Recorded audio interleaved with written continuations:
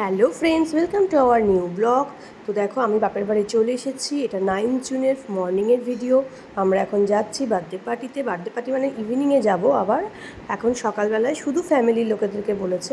এবার আমাদের ফ্যামিলিতে প্রচুর লোক, তো সেই লোকজন মিলেই অনেকজন হয়ে যায়। তো যাই হোক, ওর মামার বাড়িতে বলেছে আর আমাদের পুরো রিলেটিভসদের বলেছে। তো এই হচ্ছে বার্থডে গার্ল। তো আমি এসে দেখলাম ওর ফটো সেশন চলছে এবং ওর খাবার দেওয়া হয়ে গেছে। খুব সুন্দর করে ডেকোরেশন করে খাবারগুলো দেওয়া হয়েছিল। ওকেও খুব সুন্দর কিউট লাগছিল, সুন্দর করে সাজিয়েছে ওকে। এগুলো সব আমাদের বাড়ির লোকজন, এখনো বাইরের রিলেটিভস কেউ আসেনি, এগুলো সব বাড়ি। এই যে দিদি ভাই চলে এসেছে, বলো বলো কিছু বলো। ইনস্টাগ্রামে লোক দেখে দেখে পাগল হয়ে যাচ্ছে সব।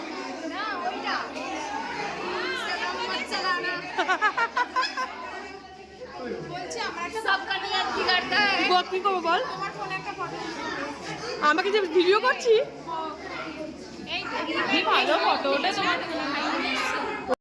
এবার আশীর্বাদ পর্ব শুরু হয়ে গেছে। মোটামুটি বাড়ির বড়রাই একটু আশীর্বাদ করবে বাচ্চাটাকে খাওয়ার আগে। তো ওকে আমি ডল বলে ডাকি।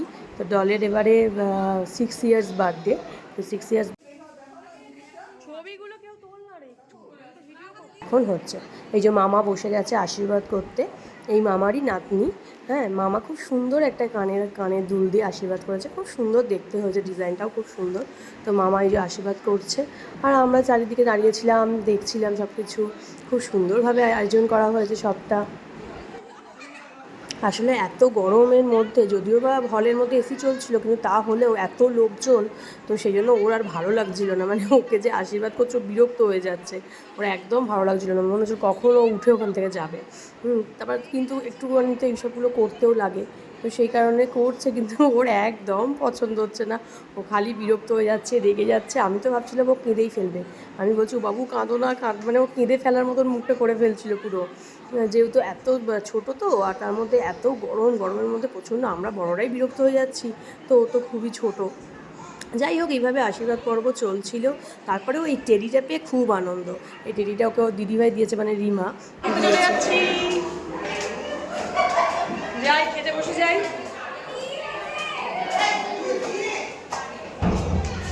সবাই বসে গেছে তো আমরা সবার লাস্টে।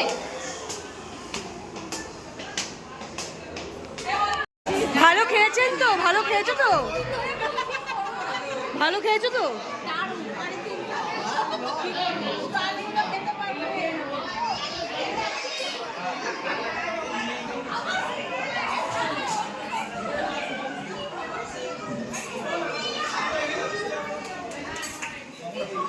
খাওয়া দাওয়া হয়েছে, ভালো করে খেয়েছো?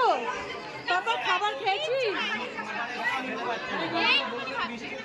পাপা খেয়েছিস? তোর খাওয়া হয়ে গেল? বাবা, ওরাও তো খেয়ে নিয়েছে।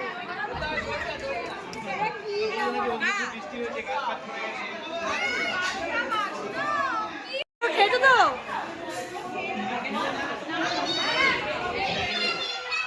এদিকে দারুণ আয়োজন, এগুলো সব রাত্রির জন্য। দারুণ সাজিয়েছে বলো।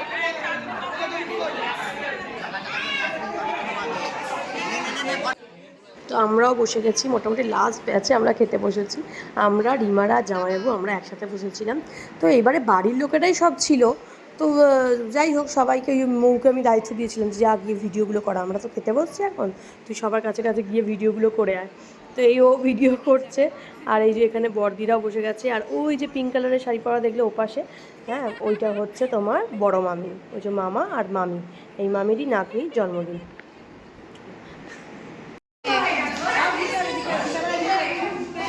খাওয়া দাওয়া হয়ে গেছে মোটামুটি সবার। এখন সব আমাদের সবাই ফটো সেশন করতে ব্যস্ত। এই কে যাও এটা?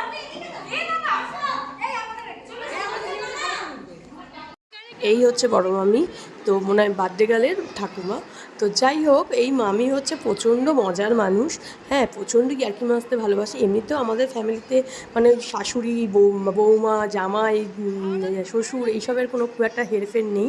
খুব আমরা সবাই খুব ফ্র্যাঙ্কলি, সবাই খুব এনজয় করতে ভালোবাসি। তো এই যে মামি হচ্ছে প্রত্যেকটা অকেশানে এই ধরনের একটা ছবি মামি তুলবেই। এই যে নাতনির মুকুট আর এটা পরে নিয়েছে, বলছে আবার বিয়ে করতে যাচ্ছি বলে সেজেছে, বলছে দে আবার ভিডিওটা কর এবার আমার। খাওয়া দাওয়ার পর এইভাবেই আমরা সবাই মিলে বসে খুব এনজয় করছিলাম, গল্প করছিলাম। তো যাই হোক, এই দিনের বেলার ব্লগটা আজকে এখানেই শেষ করে দিলাম। রাতের ব্লগটা আলাদা করে করব, কারণ অনেক বড় হয়ে যাচ্ছে। তো তোমাদের ভালো লাগলে অবশ্যই লাইক কমেন্ট শেয়ার করে দিও, আর এইভাবেই আমার পাশে থাকো। Thank you.